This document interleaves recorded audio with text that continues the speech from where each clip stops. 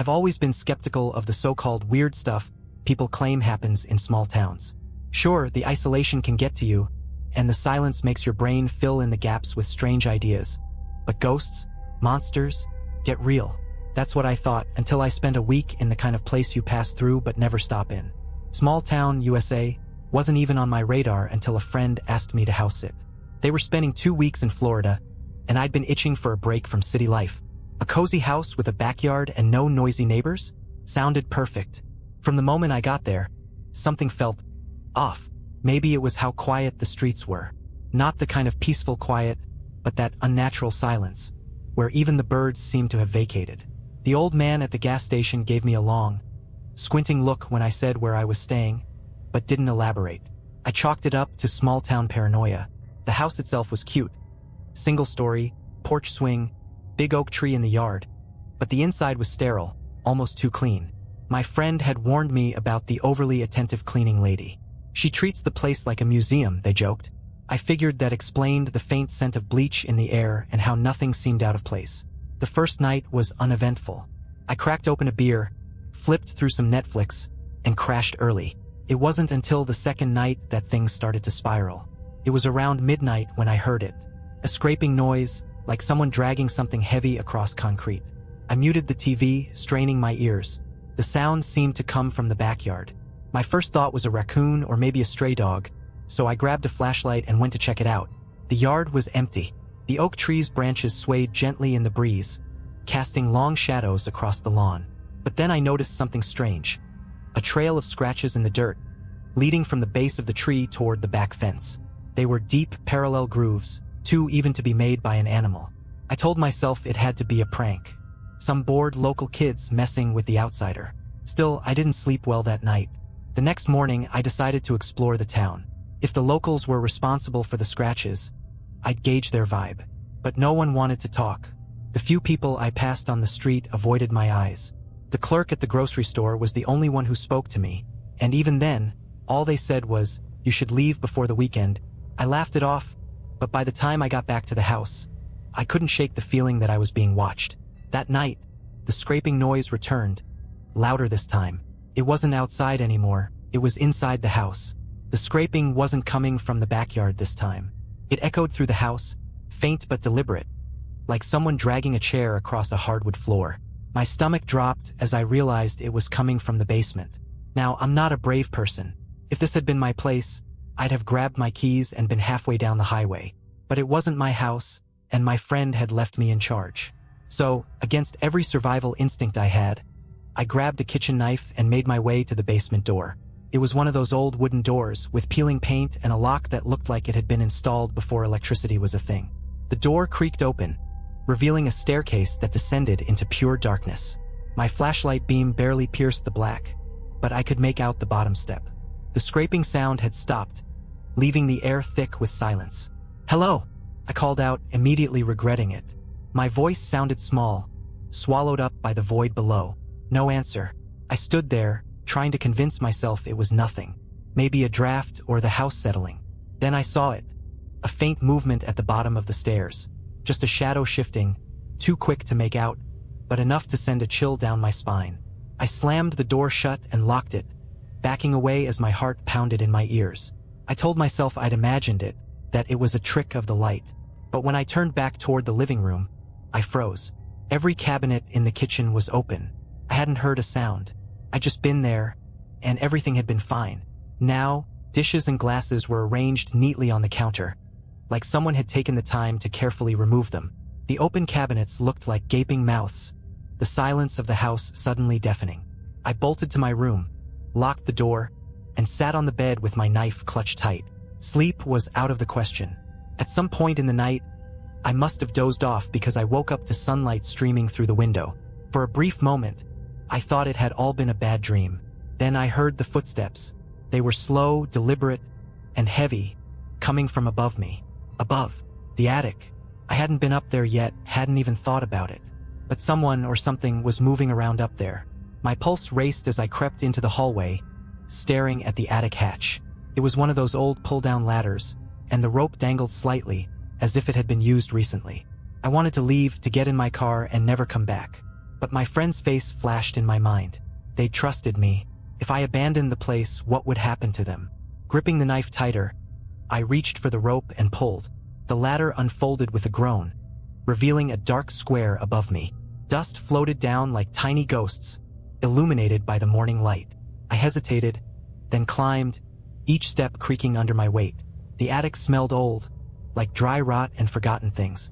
My flashlight swept across the space, revealing stacks of boxes, old furniture, and a chair. It was in the center of the attic, facing away from me. The scraping noise. I stepped closer, heart hammering in my chest. As I rounded the chair, I saw it. An old porcelain doll sitting upright, its head tilted toward me. Its face was cracked, one glass eye missing, the other staring directly into mine. That's when I heard it. A whisper, soft, barely audible, but it came from the doll. Said my name.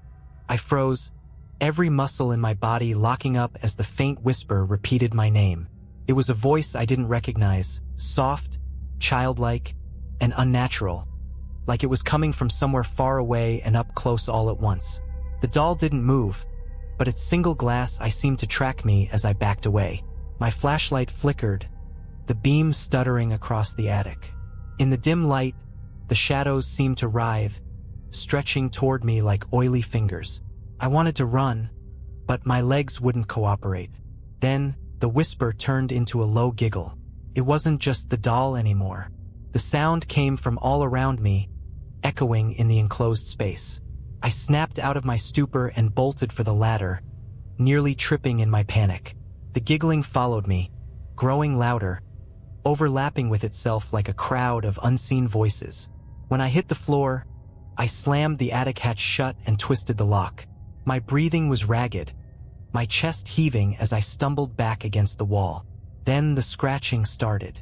It came from the other side of the attic hatch, slow and deliberate. It sounded like nails or claws, dragging across the wood. The sound sent chills rippling across my skin. I had to get out of the house. Now, grabbing my keys and phone, I rushed for the front door. But when I reached it, I stopped dead. The scratches from the attic weren't the only ones. Deep, parallel grooves were gouged into the front door, fresh and splintered. They weren't there before. My hand shook as I reached for the knob. I didn't know if I was running towards safety or into something worse, but I didn't care. The door creaked open, revealing the bright, sunlit yard. Relief washed over me, but it was short-lived. The oak tree in the yard, the one that had seemed so harmless when I arrived, now had something hanging from its lowest branch. A doll. Not the porcelain one from the attic, but something cruder, stitched together from burlap and twine. Its head was lopsided, and its black button eyes stared blankly at me. It swayed gently in the breeze, as if mocking my fear. Behind me, the scratching at the attic hatch turned to pounding. I ran to my car, fumbling with the keys as my vision blurred with panic. The engine sputtered to life, and I peeled out of the driveway, leaving the house, and whatever was inside it, behind. But as I drove through the empty streets of the town, my stomach sank. Every yard I passed had one of those burlap dolls hanging from a tree or a fence post, all of them swaying gently in the same rhythm. And in the rearview mirror, I saw the attic hatch burst open. A shadowed figure climbed onto the roof of the house, its shape wrong. Too tall, too thin, and too bent. It turned toward me, though I couldn't make out a face. I didn't stop driving until I hit the highway. Even then, I kept glancing in the mirror, half expecting to see that figure following me. When I got home, I tried to convince myself it was over, that whatever had happened in small town was behind me. But then I found a scratch, a deep, parallel groove, on the outside of my apartment door, and hanging from my balcony railing was a burlap doll. This one had my name stitched into its chest. I slammed the door shut and locked every bolt, my heart racing like a runaway train. My apartment had always been my sanctuary, but now it felt like a trap. The burlap doll swung gently in the wind outside, its stitched smile mocking me through the glass of the balcony door.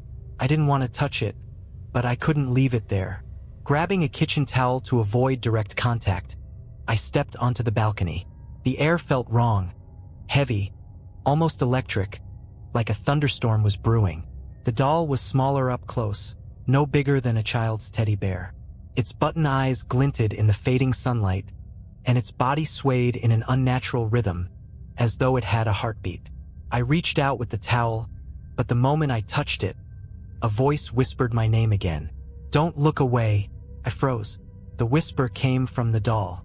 My instinct screamed to drop it and run, but my body didn't obey.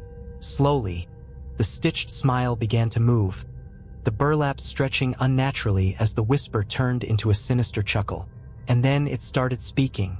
"They'll come for you tonight." I threw the doll off the balcony. It tumbled through the air and hit the pavement below, but it didn't stop laughing. The sound rose, distorted and inhuman, echoing up the side of the building. Slamming the balcony door shut, I drew the blinds and backed away, clutching my phone. I needed help. Someone. Anyone. I called my friend, the one whose house I'd been watching. The line rang 3 times before they picked up. "What's wrong?" they asked, their voice groggy and distant. "I need to know," I stammered. "Has anything strange ever happened at your house?" There was a long pause. "What do you mean?" "The attic," I said. "The scratches. The doll. What the hell is going on?" Their breathing quickened. "You weren't supposed to go in the attic." "I didn't have a choice," I shouted. "There's something in your house, and now it's here, in my apartment." The line went dead. I tried calling back, but the call wouldn't connect. The laughter outside had stopped, replaced by an unsettling silence. And then, a knock at the door. It was slow and deliberate, the kind of knock that demands attention. I didn't move. My apartment was on the 5th floor, and I hadn't buzzed anyone in. The knock came again, louder this time. "Who's there?"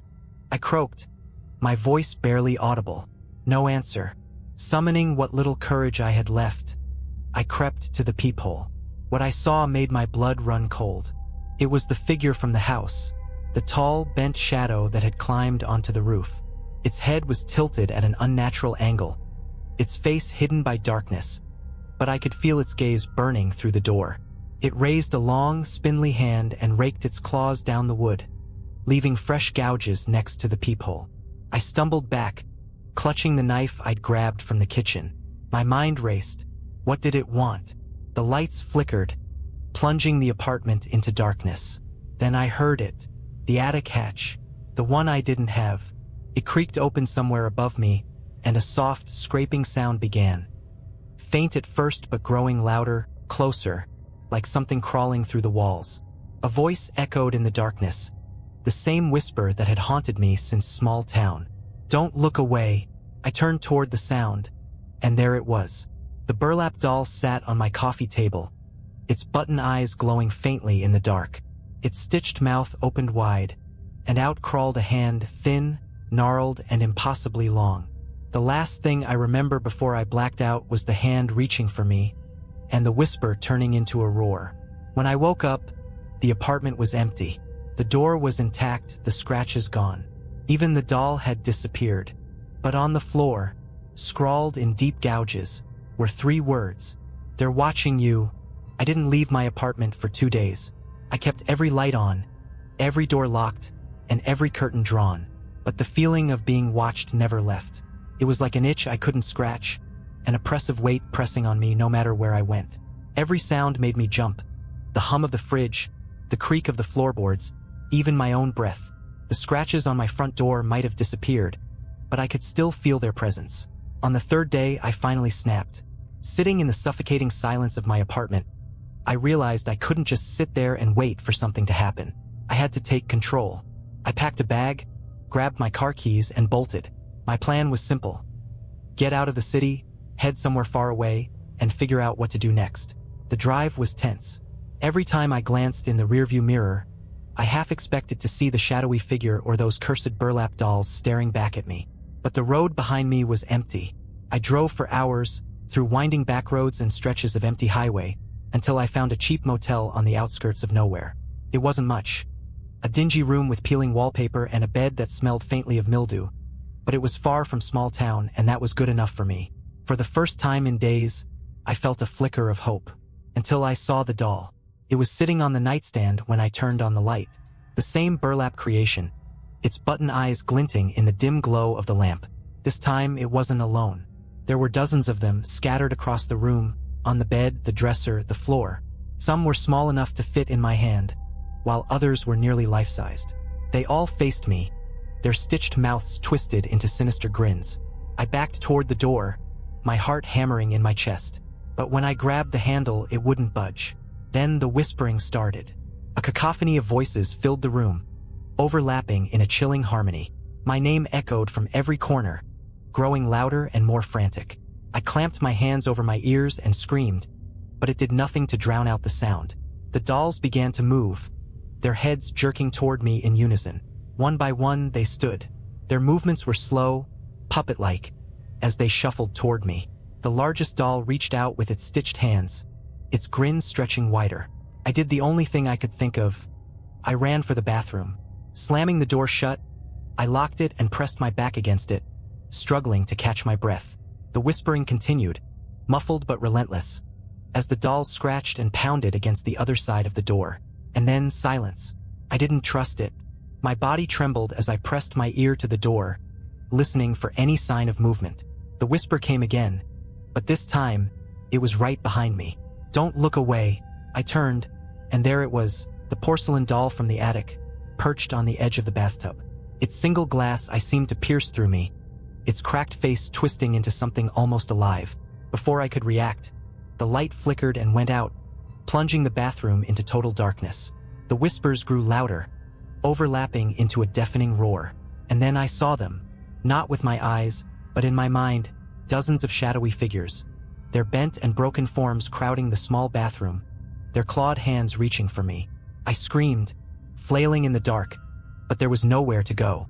The air grew thick, suffocating, as the voices rose to a crescendo. And then, just as suddenly as it started, it stopped. The lights flickered back on, and the bathroom was empty. No dolls, no scratches, just me, sitting on the cold tile floor, shaking.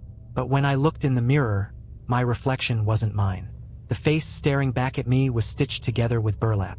I stumbled back from the mirror, my legs giving out beneath me. My breath came in shallow gasps as I stared at the thing in the glass. Its burlap face twisted into a grotesque mockery of mine, the stitched smile spreading wider the longer I looked. I reached up to touch my face, desperate to prove it was still mine, but the reflection didn't follow.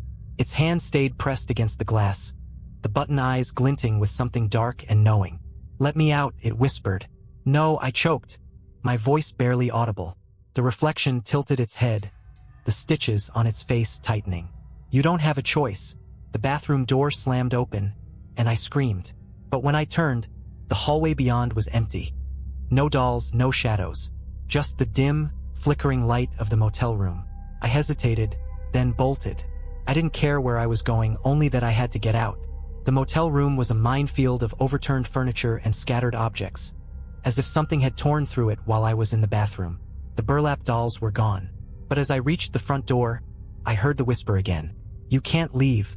The air grew cold, so cold I could see my breath. The room darkened, the shadows lengthening unnaturally. And then I saw them, lining the walls, standing in the corners. The dolls were back, but they were moving now. Their heads turned to follow me, their button eyes glinting in the darkness. I flung the door open and ran into the night, not stopping to look back. The motel parking lot was empty, my car sitting under a lone, flickering streetlight. I dove inside, locked the doors, and peeled out of the lot. The road stretched out before me, empty and endless, but I didn't care. I just kept driving, my hands white-knuckled on the wheel. It wasn't until I'd been driving for over an hour that I noticed the scratches. They were on the inside of the windshield, long parallel grooves that hadn't been there before. My breath hitched as I stared at them, my stomach sinking. Then I saw the doll. It was sitting in the passenger seat, small and unassuming, with its stitched smile and button eyes. "How long are you going to run?" it asked, its voice low and mocking. I screamed, swerving the car off the road. The tires skidded on loose gravel, and I came to a stop inches from a tree. When I looked back at the seat, the doll was gone. But the whisper wasn't. "You can't escape," it said, coming from everywhere and nowhere. "You're one of us now." "No," I shouted, slamming my hands against the wheel. "I'm not like you." The whisper grew louder, overlapping with itself until it became a roar. My vision blurred, the world around me spinning as the sound filled my head. And then everything went silent. When I opened my eyes, I was back in small town. The oak tree stood in the yard, its branches heavy with burlap dolls.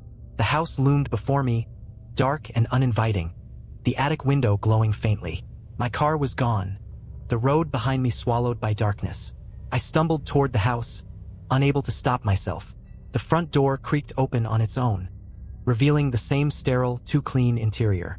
The whispers were everywhere now, coming from the walls, the floor, the air itself. And at the foot of the attic ladder stood the porcelain doll. Its cracked face twisted into a smile as it raised one hand and pointed up. I didn't want to climb. Every fiber of my being screamed at me to turn and run. But my legs moved on their own, carrying me to the ladder. The attic was waiting. As I climbed, the whispers grew louder, their voices blending into a single, chilling command. Become. At the top, the chair was still there, but it wasn't empty. A figure sat slumped in it, its body covered in burlap, its button eyes staring blankly ahead. It was me. The last thing I remember was the doll's voice, soft and final. Don't look away. When I woke up, I was back in my apartment. The room was normal, no scratches, no dolls. But when I looked in the mirror, my face was still mine. At least it looked like it. But sometimes, when the light catches my reflection just right, I see it. The faint outline of stitches and the glint of button eyes staring back at me. Weeks passed, but life never truly returned to normal. The whispers had stopped, the scratches didn't reappear, and there were no dolls in sight. Still, the feeling of being watched never left. At first, I told myself it was paranoia. After everything I'd been through, who wouldn't feel on edge? But then I started noticing the little things. The way my reflection seemed to linger a second too long when I walked past mirrors, the faint sound of fabric rustling in empty rooms, and the dreams. Every night, I found myself back in the attic, standing before the stitched version of myself. Its button eyes glowed faintly in the dim light, and its stitched mouth opened wide, whispering the same word over and over. Join. I'd wake up drenched in sweat, my heart pounding, only to find the apartment silent and still. But the dreams weren't the worst part. It was the shadows. At first, I thought they were tricks of the light, shapes shifting in the corner of my eye, disappearing when I turned to look. But they grew bolder. One night, as I was brushing my teeth, I saw it clearly. In the bathroom mirror, just behind me, a figure stood in the shadows, tall, bent, and wrong. Its face was obscured, but its hands, those long, gnarled claws, reached out toward me. I spun around, but the room was empty. When I looked back at the mirror, the figure was gone. I couldn't take it anymore. I started avoiding mirrors entirely, covering them with towels and sheets. But the shadows followed me. They crept along the walls and ceiling, growing darker, more distinct. One night, I decided to confront them. Armed with a flashlight and the knife I'd kept since small town, I waited. The shadows pooled in the corner of the living room, their edges shifting like smoke. What do you want? I shouted, my voice trembling. The room fell silent. For a moment, nothing moved. Then, a voice came from the darkness, low and rasping. It's too late. The shadows surged forward, swallowing the light. I stumbled back, swinging the knife blindly, but it was useless. The darkness enveloped me, cold and suffocating. And then I was back in small town. The oak tree loomed before me, its branches heavy with dolls. The house stood silent and waiting, the attic window glowing faintly. This time, I didn't hesitate. I walked up the steps, the front door creaking open as I approached. The interior was the same, sterile, too clean, and filled with that faint smell of bleach. The attic ladder was already down. As I climbed, the whispers returned, louder and more insistent than ever. Become. At the top, the stitched version of myself was waiting. It stood now, its button eyes locking onto mine. Its stitched mouth moved, forming words I couldn't understand. But I felt them. I felt the pull, the weight of its gaze, the irresistible urge to step forward. No, I said, my voice barely a whisper. I'm not like you. The stitched figure tilted its head, its button eyes narrowing. The whispers grew deafening, filling my mind, drowning out my thoughts. And then it lunged. I don't remember what happened next. When I woke up, I was in my apartment. The shadows were gone, the mirrors uncovered. Everything seemed normal, but I knew better. When I stepped outside, the world felt different. People looked at me strangely, their eyes lingering just a second too long. I heard whispers in places that should have been silent, felt unseen eyes watching my every move. And when I looked in the mirror, I finally understood. The face staring back at me wasn't mine anymore. It was stitched, and somewhere, deep in the reflection, the real me was screaming. I didn't know how long I stood there, staring at the stitched reflection. Its button eyes gleamed with a knowing malice, its stitched mouth curling into a slow, deliberate grin. My heart pounded as a terrifying realization washed over me. I wasn't in control anymore. The reflection tilted its head, mimicking the movements of the stitched figure from the attic. My hands shook as I raised them to my face, desperate to feel the skin that I wasn't sure was still there. Felt normal. But in the mirror, the stitches ran deep, crisscrossing my face like a macabre tapestry. My fingers trembled as I touched my cheeks, my jaw, my lips. I couldn't feel the thread, but I could see it, mocking me in the glass. "What do you want from me?" I whispered, my voice barely audible. The reflection didn't answer. Instead, it raised one stitched hand and pointed behind me. I spun around, expecting shadows, whispers, or worse. But the apartment was empty. Then I saw it. The doll. It sat in the middle of the living room floor, perfectly still, its burlap face tilted upward as though it were watching me. Its stitched mouth hung slightly open, and something glinted inside. Something small, metallic, and impossibly familiar. A key. I didn't want to approach it. Every fiber of my being screamed to run, to burn the doll, to destroy it. But something about the key drew me closer, like an invisible thread pulling me in. When I reached the doll, I crouched down, hesitating before I touched it. Its button eyes seemed to follow my movements, and I swore I saw its mouth twitch. With trembling hands, I grabbed the key. It was cold, unnaturally so, and the instant it left the doll's mouth, the whispers started again. "Come back," they said. "Come home." I looked around, panicked, but the apartment remained still. The whispers didn't come from the walls or the air this time. They came from inside me. My head throbbed as the voices grew louder, overlapping, repeating the same chilling phrase. "Come home." I didn't understand. Home? Did they mean small town? The key in my hand was old, its surface worn and rusted. There was no indication of what it unlocked, but deep down I knew it wasn't over. The next day, I got in my car and drove. I didn't pack anything or tell anyone where I was going. It didn't matter. Nothing mattered except getting to the place where this nightmare had started. Small town. The streets were as empty as I remembered, the air thick with that same unnatural silence.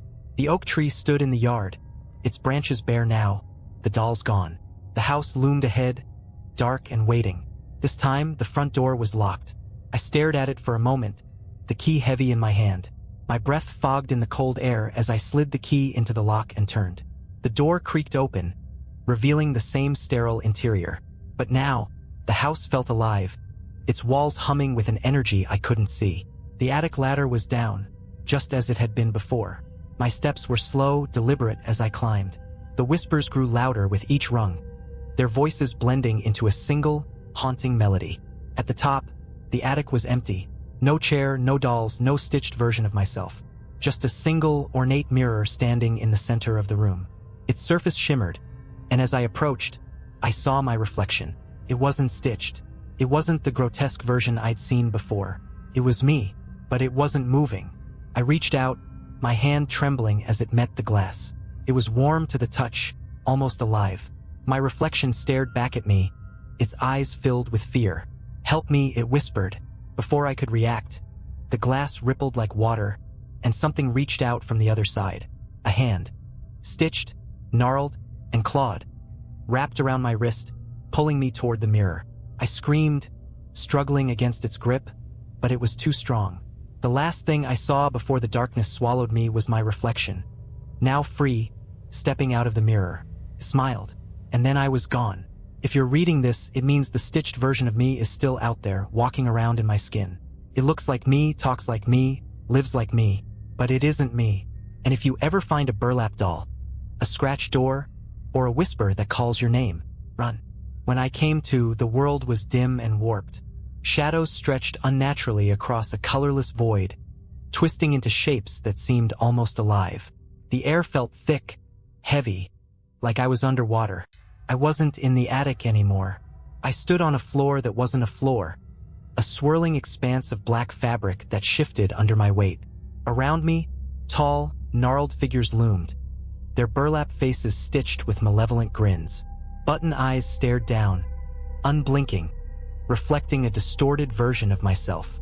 The whispers were everywhere now, a chorus of voices that crawled into my skull and nested there. "Welcome home," they said. "No," I muttered, my voice weak and trembling. "This isn't real." The figures laughed, their stitched mouths opening wider, revealing jagged, thread-like teeth. "It's real enough," one of them said, stepping closer. Its movements were jerky, like a marionette controlled by an inexperienced puppeteer. "And you belong here now." I backed away, but the fabric beneath me seemed to pull me forward, threads coiling around my ankles. Panic surged through me as I realized I couldn't move. "I don't belong here," I said, louder this time. "You made a mistake." The figures tilted their heads in unison, their button eyes glinting. "No mistake," the tallest one said. "You took the key. You opened the door. You invited us in." The memory of the key flashed in my mind, cold and rusted in my hand. The whispers, the mirror, my reflection stepping out. "That wasn't me," I shouted. "That thing, my reflection. It tricked me." They laughed again, a sound that made my skin crawl. "All reflections are true," another said. "It's you who lied." The threads tightened, pulling me to my knees. The fabric beneath me rippled, and I realized it wasn't fabric at all. It was a mass of burlap dolls, their stitched hands clawing at me, their button eyes glowing with faint light. "Please," I begged, tears streaming down my face. "I just want to go home." "This is your home now," the tallest figure said, leaning down until its face was inches from mine. I could see every thread, every imperfect stitch that held it together. Its breath smelled of rot and old wood. "No," I said again, my voice shaking but defiant. "This isn't my home. This yours." The figure paused, tilting its head. The whispers faltered, replaced by a tense silence. I didn't know where the words came from, but they spilled out of me, raw and desperate. "You don't belong in my world, just like I don't belong in yours. That's why you need us. You're nothing without us."